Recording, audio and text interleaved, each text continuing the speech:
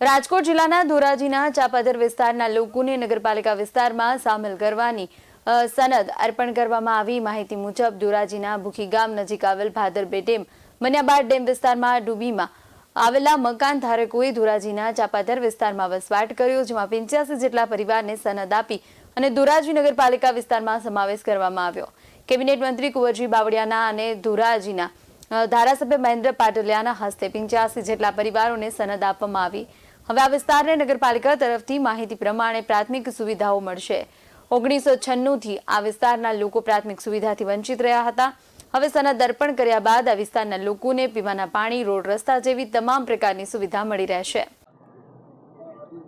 રાજકોટ જિલ્લાના ધોરાજી ખાતેના ભૂખી એટલે ચાપાતર એટલે હવે એ ધોરાજીનો એક નગરપાલિકાનો ભાગ બની રહ્યો છે।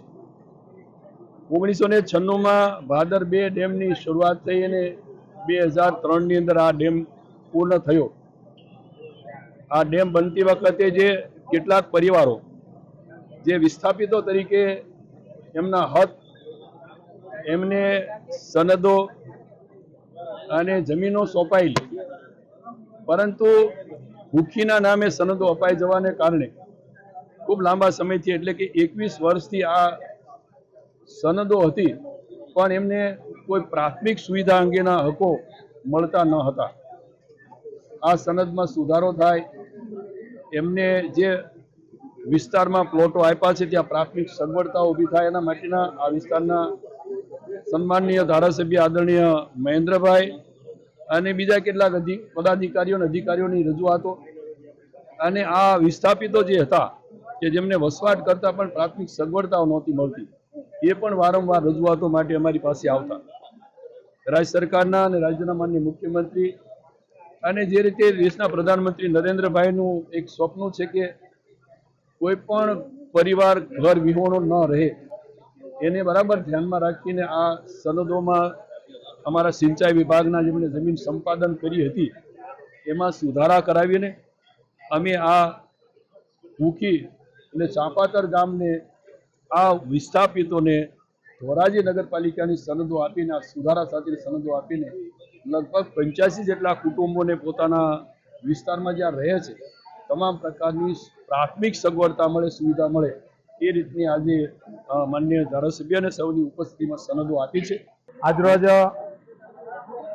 ધોરાજી તાલુકાના ભૂખી ગામના જે ચાપાતર વિસ્તાર છે એ ચાપાતર વિસ્તારની 21 વર્ષ જૂનો પ્રશ્ન કે એને જે તે વખતે ભાદર બે સિંચાઈ યોજનાનો ડેમ બન્યો ત્યારે જે ખોટી સનદ આપવામાં આવી હતી, ભૂલ ભરેલી સનદ હતી, એ સનદની અંદર આ વિસ્તાર ધોરાજી શહેર નગરપાલિકાનો હતો, લખેલું હતું ભૂખી, તો એની સુધારણા માટે ઘણો બધો સમય લાગ્યો અને જ્યારે મને ધારાસભ્યની જવાબદારી મળી ત્યારથી આ ગામ લોકોને આ વિસ્તારના લોકોએ રજૂઆત કરી, તો એ રજૂઆતના આધારે મેં રાજ્ય સરકારમાં માન્ય સિંચાઈ મંત્રી શ્રી કુંવરજીભાઈ બાવળિયાને રજૂઆત કરી અને આપણા જિલ્લા કલેક્ટર શ્રી જોશી સાહેબને રજૂઆત કરી અને તમામના પ્રયત્નોથી પ્રશાસન, જિલ્લા વહીવટીતંત્ર અને રાજ્ય સરકારના પ્રયત્નોથી આજે નદી સનદનો વિતરણનો કાર્યક્રમ થયો।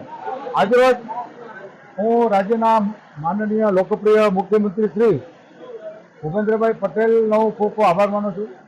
રાજ્ય સરકારના કેબિનેટ મંત્રી શ્રી કુંવરજીભાઈ બાવળિયાજીનો પણ હું આભાર માનું છું કે આ જે સૂત્ર છે, ભારતીય જનતા પાર્ટીની સરકારનું સૂત્ર છે, જ્યાં માનવી ત્યાં સુવિધા, એ સૂત્ર આધારિત આ કાર્ય સંપન્ન થયું છે।